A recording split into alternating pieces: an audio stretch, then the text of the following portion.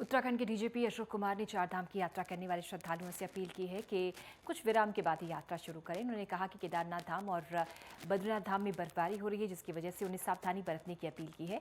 मौसम का पूर्व अनुमान देखकर और कुछ विराम के बाद ही यात्रा शुरू करने की यात्रियों से अपील है। केदारनाथ बद्रीनाथ में लगातार बर्फबारी है, मौसम खराब है। ऐसे में डीजीपी हैं अशोक कुमार उत्तराखंड के, उन्होंने श्रद्धालुओं से अपील की है कि कुछ विराम के बाद ही, यानी कुछ रुक कर वो अपनी यात्रा शुरू करें। मौसम खराब अभी रहेगा मौसम विभाग के मुताबिक, ऐसे में एहतियात बरतनी बेहद ज़रूरी है, इसीलिए अपील डीजीपी की।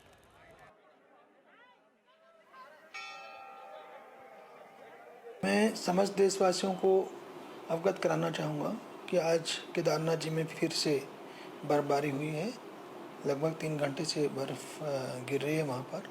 थोड़ी बर्फ़ बद्रीनाथ जी में भी गिरी है, बट केदारनाथ जी में ज़्यादा समस्या है क्योंकि वहाँ ट्रैकिंग करके लोग जाते हैं और बर्फबारी के दौरान हेली ऑपरेशंस भी नहीं हो पाते।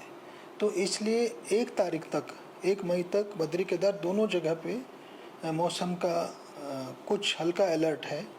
तो हो सकता है बीच बीच में यात्रा हमें जो है, विशेषकर केदारनाथ जी की यात्रा को बीच बीच में रोकना पड़े, मौसम को देखते हुए, बर्फ़ की कंडीशन को देखते हुए। तो मेरी समस्त देशवासियों से अपील है कि अपनी यात्रा को उस हिसाब से प्लान करें और इस बात को फैक्टर करके रखें कि मौसम खराबी की वजह से हो सकता है उनको थोड़ा बहुत रुकना पड़े। तो 1 मई तक मौसम का वार्निंग है हल्का। उपेंद्र राणा हमारे सहयोगी फोन लाइन पर। उपेंद्र, निश्चित तौर पर एहतियात बरतनी बेहद ज़रूरी है और इसी बात को इंगित करते अशोक कुमार, जो कि डीजीपी हैं उत्तराखंड के। देखिए मुझे बिल्कुल, जिस प्रकार से चारधाम की यात्रा शुरू हो चुकी है और चारधाम यात्रा में सबसे अगर बड़ी यात्रा है तो केदारनाथ की है, और हाई एल्टीट्यूड होने के नाते जो है वहाँ पर बारिश और बर्फबारी जो है वो लगातार हो रही है। मौसम विभाग की ओर से भी जिस प्रकार से पूर्वानुमान जारी किया गया है कि 30 अप्रैल तक जो है खासतौर पर जो ऊंचाई वाले इलाके हैं वहाँ पर बारिश बर्फबारी जो है वो देखने को मिल सकती है। और कल भी जिस प्रकार से हमने केदारनाथ में देखा कि काफी बारिश और बर्फबारी जो है वहाँ पर हुई, लगभग 3 घंटे तक करीब जो है बर्फबारी हुई।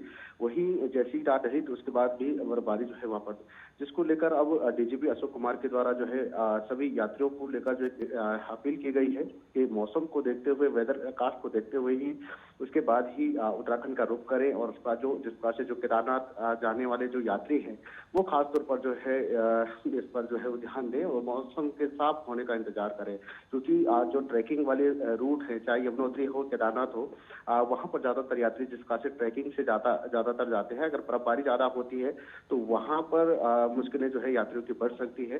तो इसको लेकर अपील की गई। और साथ ही जो हेली सेवा से जिस प्रकार से जो यात्री केदारनाथ के लिए जाते हैं उनके लिए बड़ी मुश्किल हो सकती है, क्योंकि जो हेली सेवा है वो रुक सकती है। हालांकि सरकार और प्रशासन की ओर से भी रजिस्ट्रेशन पर रोक लगा दी गई है 30 अप्रैल तक, लेकिन आने वाले समय में अगर इस तरीके से अगर बारिश बर्फबारी अगर रहती है तो ये रोक आगे भी बढ़ सकती है। लेकिन फिलहाल अपील यही की गई है कि जब तक मौसम साफ नहीं हो जाता तब तक जो है केदारनाथ की यात्रा जो है वो ना करें। बिल्कुल, क्योंकि कई बार ऐसा होता है श्रद्धालु भी जोश में होश गवा बैठते हैं और कई बार दुर्घटनाएं भी हो जाती हैं ऐसे मौसम के चलते। बिल्कुल पूजा, कई बार हमने देखा है, पिछले साल भी हमने यही देखा था कि मौसम जब खराब हुआ था तो कई श्रद्धालु जो है केदारनाथ धाम की ओर पहुंचे हुए थे और अचानक जिस प्रकार से मौसम खराब हुआ था तो हेली सेवा खुद क्रैश वहां पर हुई थी। और साथ ही यहाँ पर अभी भी जिस प्रकार से जो है प्रशासन पूरी तरीके से जो है सतर्कता बरत रहा है, पुलिस प्रशासन की ओर से पूरी तरीके से अलर्टनेस जो है वो जारी किया गया है।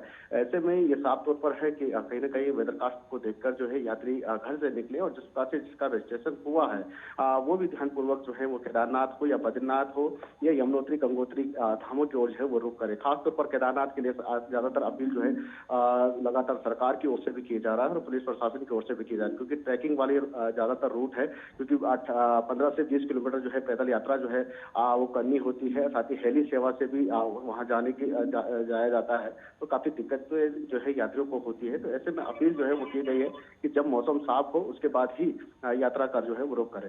बिल्कुल, क्योंकि उपेंद्र, निश्चित तौर पर इस बार जो रिकॉर्ड रजिस्ट्रेशन हुए हैं उससे अंदाजा लगाया जा सकता है कि इस समय श्रद्धालु कितने उत्साहित हैं चारधाम यात्रा के लिए।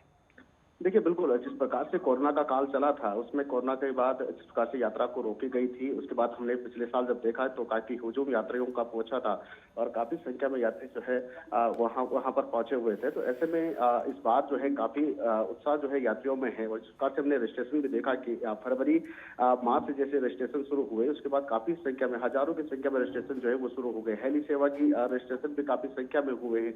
तो ऐसे भी माना जा सकता है कि इस बार जिस प्रकार सरकार एक आंकड़ा चला रही है कि 50 लाख से ज्यादा यात्री जो है इस बार चार धामों की ओर आ सकते हैं। तो ऐसे में ये माना जा सकता है कि कितना उत्साह यात्रियों में है, लेकिन उत्साह जरूर है, लेकिन ये जरूर है कि उनको भी समझना होगा कि उत्तराखंड में की भौगोलिक परिस्थिति किस तरीके की है और जो केदारनाथ की स्थिति है, जहाँ पर बर्फबारी बारिश लगातार होती रहती है, तो वहां पर किस तरीके से जाना, अपने इतिहास जो है वो बरतने की कोशिश जो है जरूर यात्रियों को भी जो है वो करना होगा। शुक्रिया आपका उपेंद्र सिंह राणा इस खबर पर जानकारी देने के लिए।